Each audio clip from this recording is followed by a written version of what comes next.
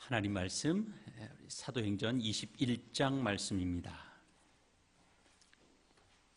사도행전 21장 27절에서 36절까지 말씀입니다. 신약성경 225페이지 사도행전 21장 27절에서 36절까지 말씀 제가 봉독하겠습니다. 그 이래가 거의 참에 아시아로부터 온 유대인들이 성전에서 바울을 보고 모든 무리를 충동하여 그를 붙들고 외치되 이스라엘 사람들아 도우라. 이 사람은 각 처에서 우리 백성과 율법과 이곳을 비방하여 모든 사람을 가르치는 그 자인데 또 헬라인을 데리고 성전에 들어가서 이 거룩한 곳을 더럽혔다 하니 이는 그들이 전에 에베소 사람 드로비모가 바울과 함께 시내에 있음을 보고 바울이 그를 성전에 데리고 들어간 줄로 생각함이로라.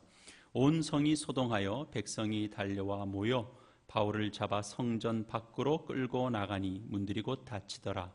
그들이 그를 죽이려 할 때 온 예루살렘이 요란하다는 소문이 군대의 천부장에게 들림에 그가 급히 군인들과 백부장들을 거느리고 내려가니 그들이 천부장과 군인들을 보고 바울 치기를 그치는지라.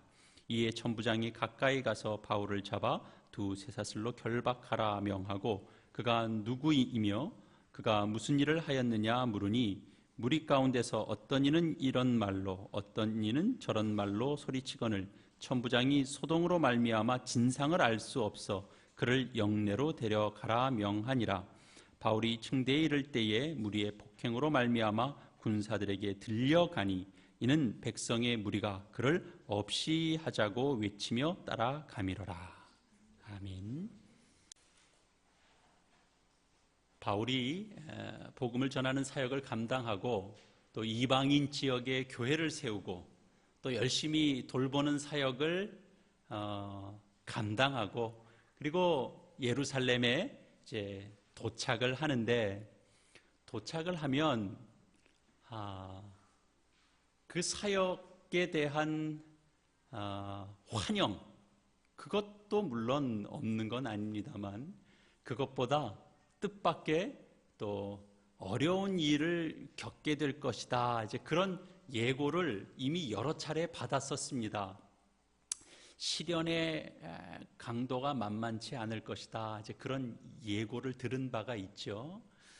그런데 이제 그렇지만 그런 내용이 어떤 식으로 전개될지에 대해서는 사실은 구체적으로 잘 모르는 거예요.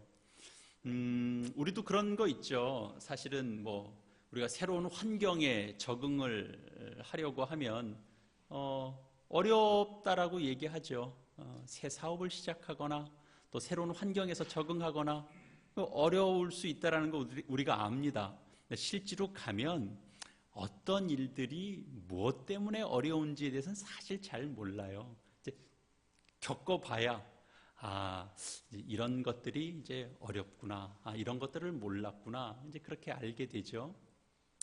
교회 개척한다 그러면 요즘 참 교회들이 다 어려운데 그러고 이제 다 그 얘기를 하잖아요. 저도 교회를 개척하면 뭐가 어떤 게 좀 어려울 수 있나 이런 게 이제 막연하지만 이제 이런 부분들이 생각보다 좀 어려운 부분이구나 이런 것들도 이제 알게 되죠. 교인들도 마찬가지입니다. 성도들도 개척교회를 섬기는 게 어떤 건가 처음엔 마냥 좋은 생각이 있을 수도 있고 또 이제 걱정을 이렇게 이미 딱 하고 마음에 무장을 하고 딱 오셨을 수도 있어요. 그러나 막상 겪어보면 또 생각지 않은 부분들에 대해서 어려운 부분들이 생길 수도 있고 그렇죠.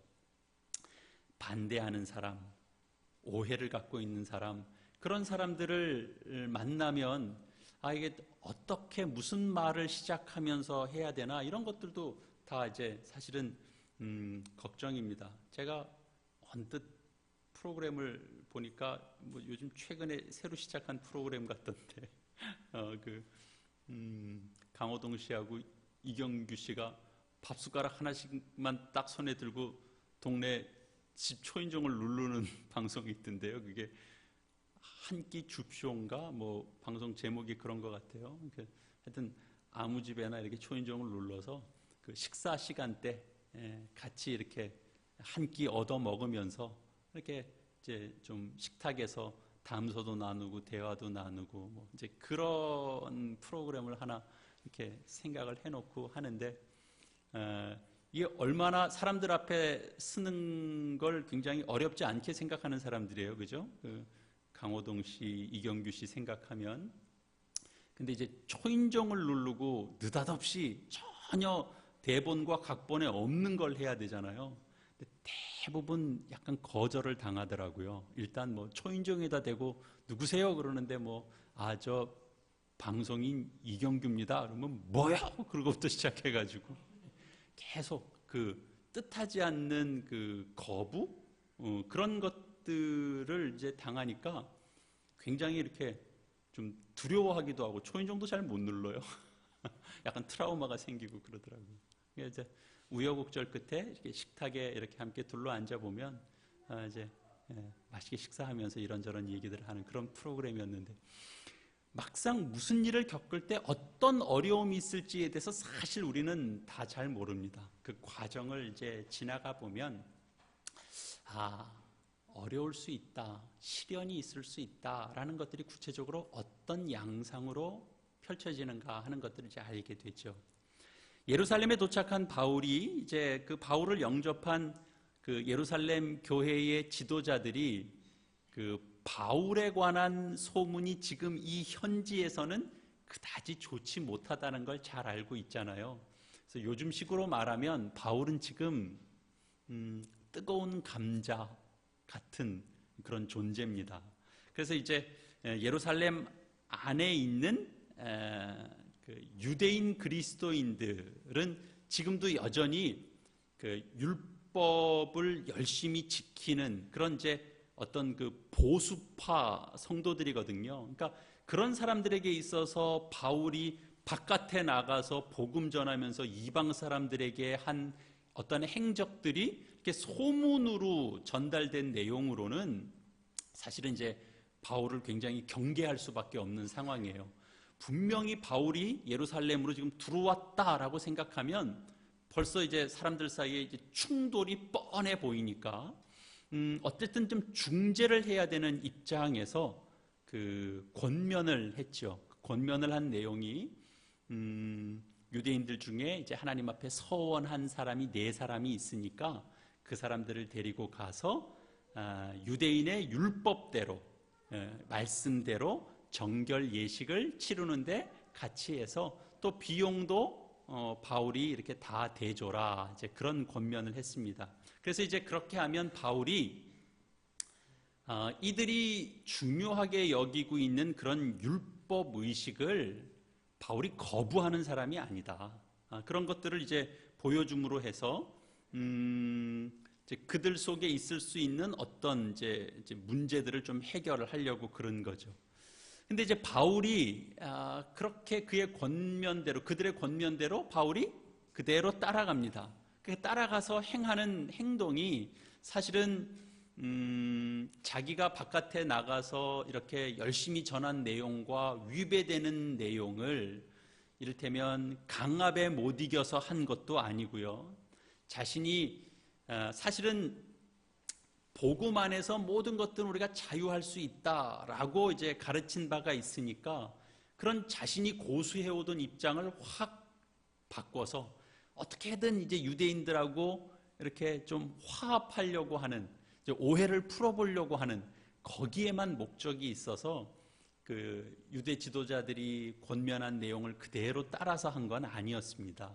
우리 지난 시간에 확인한 것처럼 사도 바울은 지금 믿음에 연약한 자들을 배려하고 있습니다. 유대인들을 얻기 위해서는 유대인들 속에서 유대인들처럼 내가 얼마든지 행할 수 있고 또 율법 아래에 있는 사람들을 얻기 위해서는 내가 마치 율법 아래에 있는 사람처럼 내가 얼마든지 행동할 수 있다. 이제 그런 마음을 가졌죠. 그래서 내가 사람을 얻는 일에 내가 나의 무슨 고집이나 이런 것들 때문에 걸림돌이 되어서는 안 되겠다. 이제 그런 생각을 사도 바울이 갖고 있는 거죠. 근데 그런 이제 생각과 태도는 사도 바울 스스로 자생적으로 만들어진 것이 아니고 하나님과 본체시지만 그 동등됨을 취할 것을 여기지 않으시고 자기 비워서 종의 형체를 가지시고 사람들과 같이 되어서 정말 낮추시고 죽기까지 복종하셨던 바로 예수님, 그 예수님의 마음을 따르는 그런 이제 행동이었습니다. 사실 우리가 이 바울의 마음과 태도가 사실 우리 신앙에 있어서도 대단히 중요한 내용이 된다라는 것 우리가 한번 확인한 바가 있습니다. 사실 우리는 쓸데없는 문제를 가지고 서로 싸우면서 우리가 고집을 안 꺾는 끝까지 자기 고집을 주장하는 이제 그런 일들이 우리 속에 왕왕 있죠.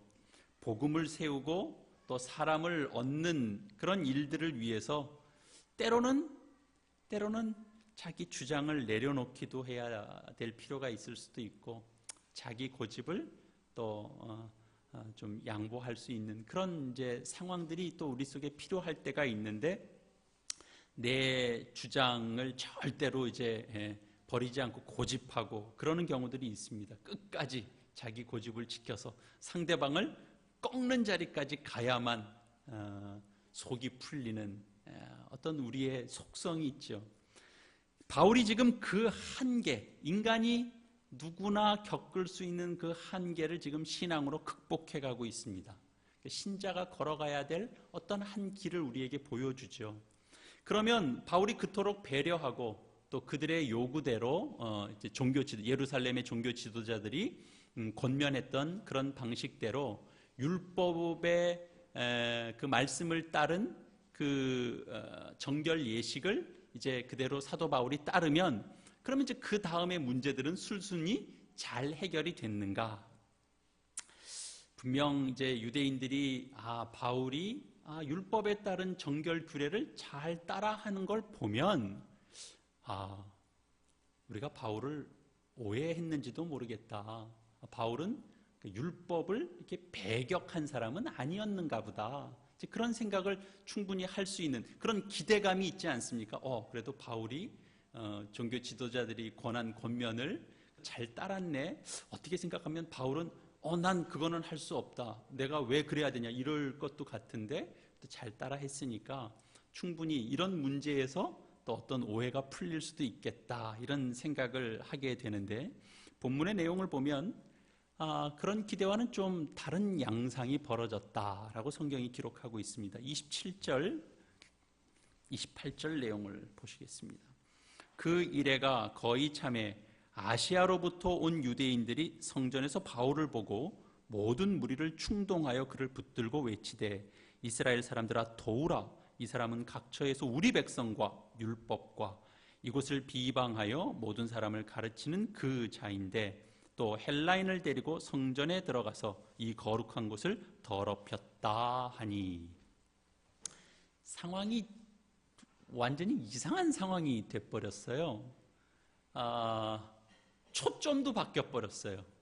그럼 무슨 얘기냐면 원래는 예루살렘 지역의 유대인들 중에 예수를 믿게 된 기독신자들, 잘 이해하시죠? 유대인들 중에 예수 믿게 된 자들과 사도 바울이 어떤 면에서 충돌할 것을 염려해서 그런 제안도 했고 사도 바울도 그것을 권유를 받아들여서 이제 정결 예식에 참여를 했는데 상황은 어떻게 됐냐면 뜬금없는 사람들이 이제 그 상황에 먼저 째고 들어온 셈이에요. 여기 보면 아시아로부터 온 유대인들이, 그러니까 이 표현을 그냥 쓱 읽으면 무슨 말인지 모를 수 있는데 지금 절기를 지키려는 유대인들이 성전 주변에 이렇게 몰려드는 거예요. 그래서 이제 흩어져서 살던 사람들도 성전에 와서 제사를 드리고 절기를 지키기 위해서 이렇게 몰려드는 사람들이 있었는데 그 중에 아시아로부터 온 사람들이 바울을 보고 뭔가를 이제 알아차린 거죠. 바울이 이제 여러분 지난번에도 지난주 설교를 하니까 우리 집사님도 약간 이제 그런 이제 이해가 조금씩 헷갈린다고 그러셔서 그런 거 있잖아요. 그러니까 유대인들이 원래 예루살렘 지역에 살아요, 그죠? 유대인들이 살잖아요. 원래 유대교를 믿는 유대인들. 그리고 유대인들 중에 또 흩어져서 사는 사람들도 있어요. 그 사람들도 유대인들이에요. 그러나 이제 본토 유대인들 중에 믿음을 갖게 된 사람도 있고 흩어져 사는 유대인들이 있는데 사도 바울이 전도 여행 중에 어디를 가면 회당 중심에 회당을 찾아가서 복음을 전했잖아요. 그 회당엔 누가 모이냐 하면 이방인들이 모이지 않아요. 유대인들이 모이잖아요. 그 회당에 유대교를 믿는 사람들이. 그러니까 그 회당에서 복음을 전하면 받아들이는 사람도 있고 핍박하는 사람도 있고 이거 이상한 거 전한다. 딴 얘기 전하고 있다. 율법을 훼손하는 자다. 이렇게 이제 공격을 받으면 어쩔 수 없이 사도 바울 이렇게 옮겨가야 됐어요. 그러니까 그런 사역들을 했죠. 그리고는 이제 전혀 유대인들이 아닌 이방인들한테도 복음을 전했잖아요. 그러니까 그 이제 헬라 사람들 그런 사람들한테도 사도 바울이 복음을 전해서 사실은 그 이방인들한테는 유대인들이 믿고 섬기고 따르던 율법을 그 사람들한테 적용할 필요는 없잖아요. 그 사람들 유대인들도 아니니까. 그러니까 이제 그런 부분들을 예루살렘 교회와 잘 협조해서 그들한테는 굳이 율법의 조항을 다 거기다가 얹어놓을 필요는 없다 이런 답변도 얻고 이제 그런 과정들을 사도 바울이 했죠. 그러나 이제 가는 곳곳마다 보면 다른 쪽에서 바울의 그 하는 행적을 불만을 가진 사람들이 바울을 끝까지 추격하는 사람들이 있었어요.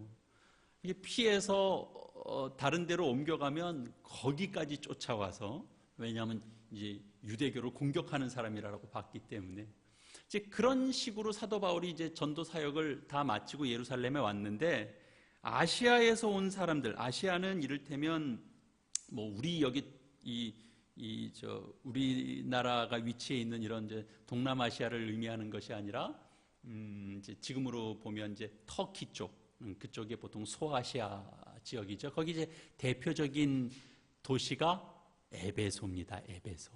에베소에서 큰 소란도 일어나고 그랬었잖아요. 그러니까 그런 지역에서 온 사람들이니까 사실은 예루살렘에서는 바울을 잘 알아보는 사람들이 그렇게 많지 않았을 수도 있어요. 바울이 예루살렘 떠나서 사역한 지가 오래니까. 오히려 에베소에서는 바울이 3년간 사역하면서 열심히 다녔으니까 거기서는 바울을 본 사람이 아마 있을 거예요. 그러니까 바울을 알아봤죠. 그래서 이제 이제 와서 그 이스라엘 사람들을 부르고 이제 뭐라는 게 적대시했다라는 점을 이제 얘기하죠. 공격을 하는데 두 가지인데 하나는 바울이 각처를 다니면서 우리 백성과 율법과 이곳은 이제 성전을 의미해요. 성전을 비방했다.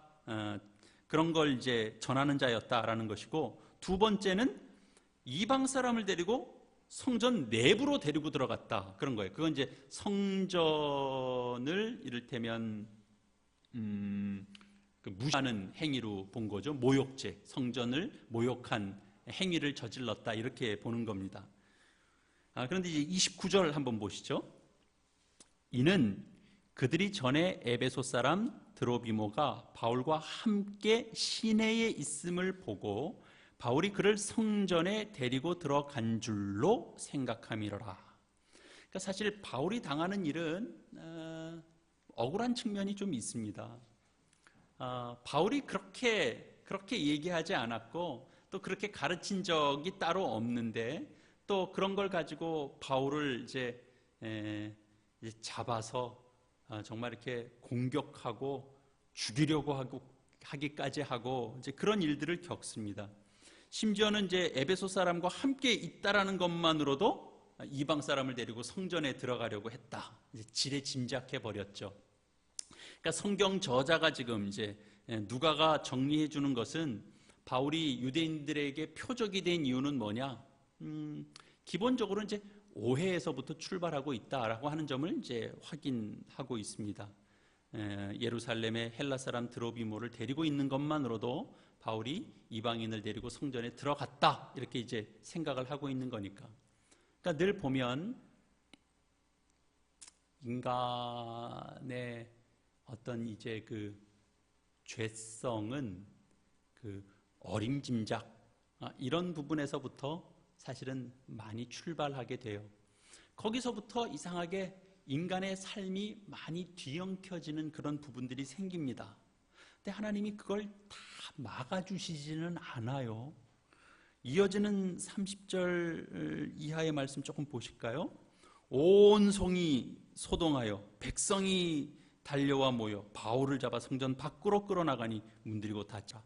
그들이 그를 죽이려 할 때에 온 예루살렘이 요란하다는 소문이 군대의 천부장에게 들림에 그가 급히 군인들과 백부장들을 거느리고 달려 내려가니 그들이 천부장과 군인들을 보고 바울 치기를 그치는지라. 우리가 이제 좀 한 가지 질문을 던지게 되죠. 하나님의 섭리, 하나님의 뜻. 우리가 이런 말은 많이 표현하기는 하는데 의외로 하나님의 섭리는 뭘까? 하나님의 뜻은 어디에 있나? 하나님의 뜻은 뭘까? 이런 이제 문제를 던지게 될 때, 왜냐하면 보여지는 현실에 혼란이 생기는 거거든요. 하나님의 뜻은 뭐지? 하나님의 인도하심과 하나님의 섭리는 뭐지? 왜 이런 일에 얽히는 걸 하나님께서 막아주시지 않지? 그런 이제 질문들이 생깁니다.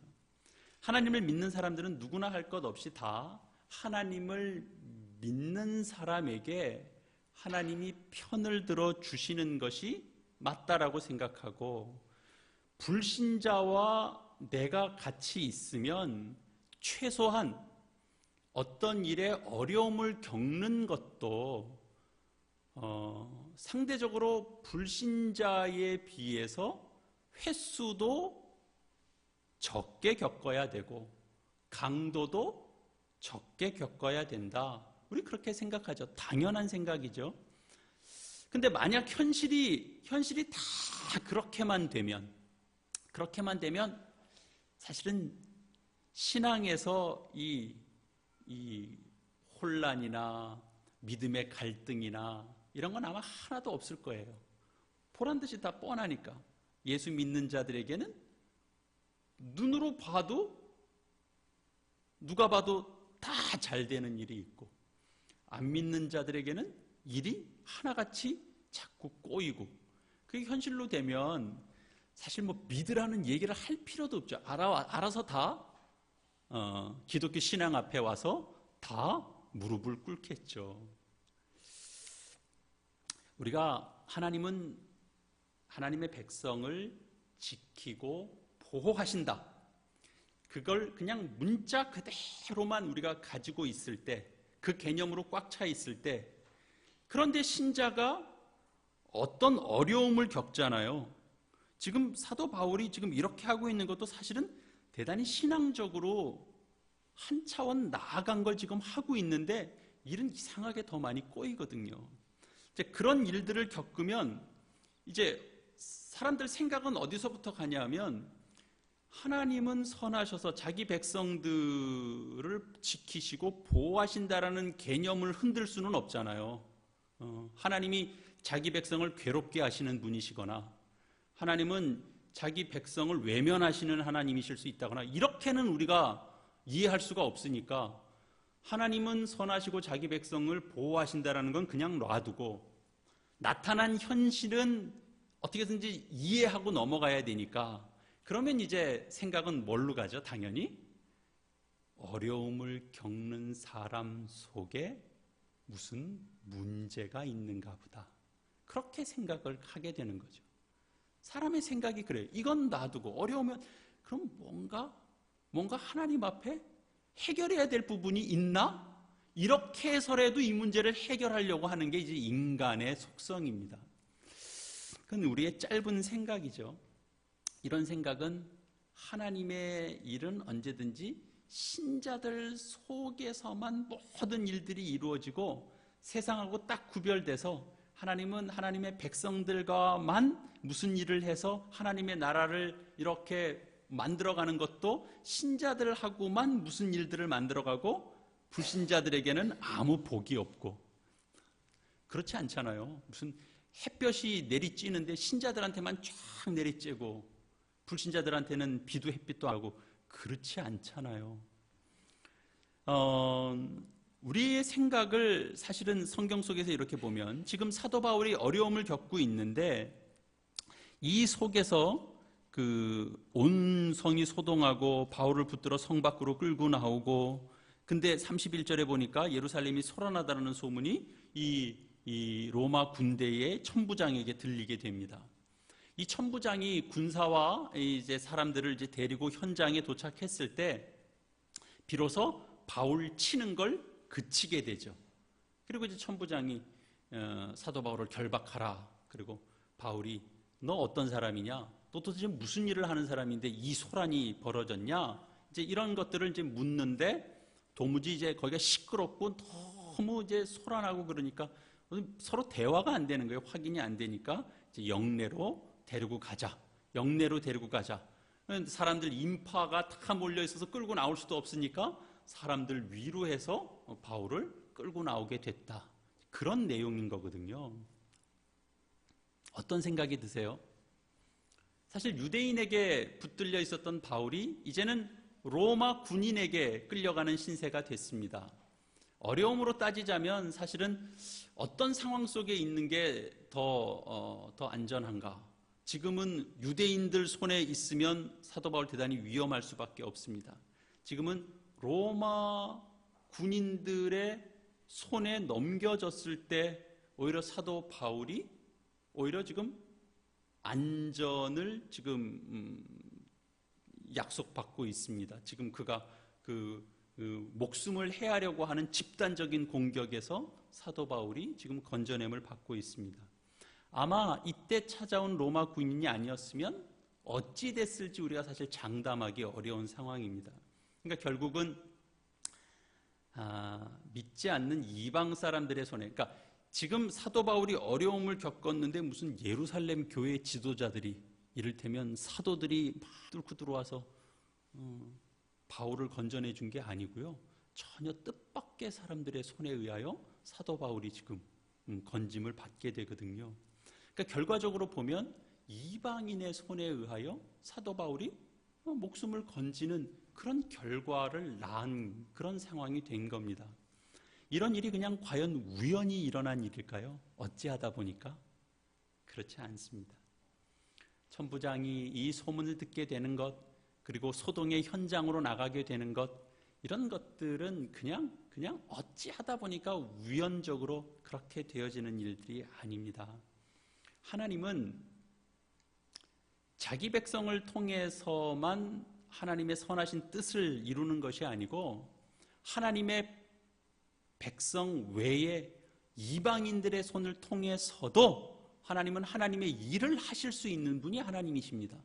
구약 성경의 대표적인 게 어디에 등장해요? 에스더에 등장하잖아요. 에스더 말씀에 보면 하만에 의해서 유대 민족들이 다 말살당할 그런 위기에 있는데 그 에스더를 지극히 사랑했던 아수에로 왕이 그 유대인들을 전체적으로 그 목숨을 살리는 중요한 역할을 하게 되죠. 그 일에 있어서도 아수에로 왕이 하나님의 존귀함을 알고 그의 백성들을 지켜야 되겠다라고 결심해서 한 일이 아니에요. 전혀 자기의 생각과 다른 이유 때문이지만 그러나 결과적으로는 유대 민족을 지키고 보호하는 일에 하나님께서 이방 왕을 들어서 씁니다. 예수 믿는 사람들만 가치 있고 쓸모 있고 세상에 믿지 않는 사람들은 존재 가치가 없거나 그럴 수는 전혀 없죠. 그런 생각을 갖고 있으면 끊임없이 신자는 잘 돼야 되고 이방인보다 믿는 사람이 잘 돼야 되고 믿지 않는 사람보다. 늘 그런 생각이 우리의 생각 틀 속에 가득 차게 됩니다. 그래서 그런 생각에서 조금 다른 어떤 현상이 일어나면 우리부터 헷갈리기 시작하고, 그러면 여태까지 믿던 건 뭐가 되고 안 믿어도 저렇게 문제없이 잘 살 수 있다면 난 믿은 게 뭔가, 이런 생각이 들고 그렇게 되죠. 하나님은 하나님의 일을 하는 데 있어서 불신자들까지도 하나님의 도구로 쓰십니다. 그 도구로 쓰는 건 그냥 도구로 쓰는 거예요. 목적은 누구에게 있어요? 하나님 백성에게 있어요. 하나님 백성의 뜻을 이루어가는 일에 하나님은 얼마든지 이방 사람들을 하나님의 일하시는 방편으로 늘 사용하실 수 있습니다. 천부장은 하나님 알지 못했던 사람이에요. 그는 하나님 일을 한다고 생각하지도 않았어요. 바울을 도와야 되겠다고 거기 막 달려온 사람도 아니에요. 자기 관내에 소란한 일이 생겼으니까 그걸 담당하는 사람으로 그냥 온 것밖에 없어요. 근데 상황 정황을 보니까 여기서는 이대로 있으면 안 될 것 같고, 어쨌든 바울을 좀 거기서 끌고 내봐야 그래야 자초지정을 좀 알 수 있을 것 같아서 하는 거예요. 그러나 결국은 그런 일들이 바울에게는 그 위험한 상황에서 건짐을 받는 그런 결과가 됐죠. 그렇게 쓰이고 있는 자신은 내가 하나님 앞에 그런 존재로 어떤 하나님의 목적하심에 의하여 쓰이고 있다라는 생각이 전혀 없습니다. 그들은 그냥 자기 이익을 위하여 그냥 행동할 뿐이에요.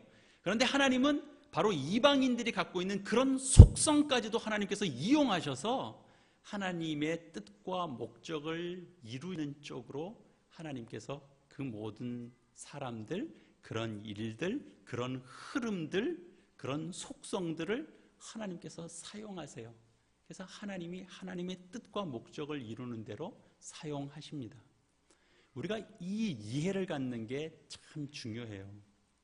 이런 이해가 없으면 우리는 누가 잘 되고 누가 못 되고, 믿는 자가 잘 되고 믿지 않는 자가 어떻고, 믿지 않는 자인데도 더 잘 되고, 이런 일들에 늘 우리는 요동치게 돼요. 민감하게 반응하게 돼요. 내 생각과 다르면 어떻게 하나님 이루실 수 있어요? 그게 이제 늘 우리의 원망처럼 나오게 되고, 하나님의 통치를 믿으니까 저 사람만은 절대로 안 됩니다, 이런 게 생기게 되고 그렇습니다. 우리 편협해질 수 있죠. 신앙을 가졌다라는 게 뭔가를 생각해 보죠. 세상의 이치보다 차원이 다른 것들을 우리는 갖고 있는 겁니다. 세상이 갖고 있는 지혜가 있잖아요. 조금만 더 세상을 살아도 세상에서 말하는 처세술이라는 것도 다 있어요. 그러나 그것보다 더 나아간 차원의 어떤 내용을 갖고 있는 겁니다, 신앙을 가진 자들이. 그래서 사실은 어떤 부분들은 세상의 지혜 만도 쫓아가지 못하는 그런 경우들 속에 우리가 얼마든지 있을 수 있어요. 우리가 한 번 더 나가야 되죠. 신기하게도 바울이 이런 일들을 겪는데 시간이 가면 갈수록 자기가 연속되는 어려움들이 이때만이 아니고 지금 이때 이제 붙잡히기 시작해서 계속 뭔가 이렇게 좀 매여 있는 상태로 이제 26장까지 거의 가게 되는데요. 그러면서도 사도 바울이 어떤 부분에 위축되지 않습니다. 그 안에 자기가 기쁨을 가져요. 본래 사도 바울이 사람들을 존중했잖아요. 차별 없이 대했잖아요. 근데 그 차별 없이 대한 걸로 자신이 고생을 하기도 하고, 그런데 또 기대하지 못했던 손길을 통해서 자기가 목숨을 보존하게도 돼요. 그렇다라고 해서 이 이후에 위기가 전혀 없는 것도 아니에요. 계속 어려움들을 겪지만, 그러나 하나님의 통치를 바라보고 그가 영광을 바라보면서 충만함 속에서 자신이 맡은 사역을 그가 감당합니다. 세상 속에서 인간들이 가장 쉽게 나오는 반응 중에 하나는 원망 이런 것도 있는 것 같아요. 어떤 일에 대해서 우리는 끊임없이 우리 속에 그런 것이 있습니다. 뭐 저부터 시작해서 우리 모두가 다 그렇습니다. 그러니까 무슨 탓을 하게 되는 것, 그런 것들이 늘 있죠. 가만히 생각해 보니까요, 제가 어느 날 그 생각이 들었어요. 우리가 어릴 때서부터 이상한 교육을 시켰구나, 그런 생각이 들더라고요. 우리 아이들 키우는 우리 가정들도 있지만 저도 늘 그러는 것 같고, 제가 뭘 딱 생각이 들었냐면, 아이들이 이렇게 뭘 가다가 잘못해서 이렇게 넘어지잖아요. 뭐 부딪혀서 넘어지기도 하고 그냥 땅을 걷다가 넘어지기도 하고 그러잖아요. 그래서 울 때가 있죠. 그럼 우리가 어떻게 하나요? 애들한테 우니까 땅을 떼찌해요. 떼찌. 땅을 막 떼찌해요. 그러면 애들이 울던 울음을 그치더라고요. 그게 우리가 알게 모르게 어딘가에 이걸 이렇게 넘겨줘야, 그 반응을 보여줘야 우리가 거기서 뭔가 숨통이 트이는 그런 속성이 어릴 적부터 형성되고 만들어진 것 같아요. 누군가 탓을 해야 돼요. 누군가 다 책임을 거기다가 넘기고, 그래야 뭔가 누구 한 사람을 잡든지 어디 하나에다가 뭘 하든지 거기다가 해야, 그래야 우리가 속이 풀립니다. 그렇지 않나요? 근데 사실은 그렇지 않고요. 모든 것 속에서 일하시는 하나님의 그 일하심을 우리가 볼 수 있어야 돼요. 그러니까 어려움이 없으면 모든 게 하나님의 선하신 뜻대로 계속 나가고 있는 게 아니고요. 어려운 문제가 있어도 그 속에서 하나님은 계속 하나님의 일하시는 방향으로 우리를 이끌어 가세요. 그 통치를 볼 수 있어야 돼요. 신자들을 통해서만 꼭 일하지 않고 믿지 않는 자를 통해서도 일하고, 우리가 뭔가를 간절하게 소원하는데 전혀 뜻하지 않게 다른 쪽에서의 움직임들이 생겨서 우리의 소원의 내용과 맞닿아서 결국은 우리가 이뤄낸 게 아니라 다른 쪽에서 다른 이익을 위해서 진행하다가 우리의 바라는 내용과 맞닿는 부분들이 얼마든지 있죠. 하나님, 그렇게도 하나님의 뜻을 이루어 가시는 하나님이시니까 우리의 생각을 얼마든지 열어두고 있어야 되죠. 결론적으로 우리가 이걸 기억해야 됩니다. 우리가 때로는 어려움에 처하기도 하고 우리가 뜻하지 않은 고생을 겪기도 합니다. 그 배후에 하나님이 계시다라는 생각을 우리는 한시도 잊어서는 안 됩니다. 여전히 하나님께서 이 세상을 다스리고 계시고 통치하고 계시고 하나님 일하고 계시고 하나님 목적대로 끌고 가시고 계시고, 그래서 그 속에 때로는 우리가 어려움의 시간들을 겪고 있지만 이것이 잘못되는 과정들이 아니다. 이 과정을 겪어야만 하나님이 목적하는 길로 갈 수 있다라고 하는 차원에서 사도 바울이 지금 붙잡히기도 하고 고초를 겪기도 하고 어려움을 겪기도 합니다. 그 속에서 하나님이, 사도 바울이 여기서 끝날 사람이 아니기 때문에 하나님께서 이방인의 손에 의하여 사도 바울을 건져주시죠. 그리고 사도 바울이 할 수 있는 일로 다시 하나님께서 일을 맡겨가십니다.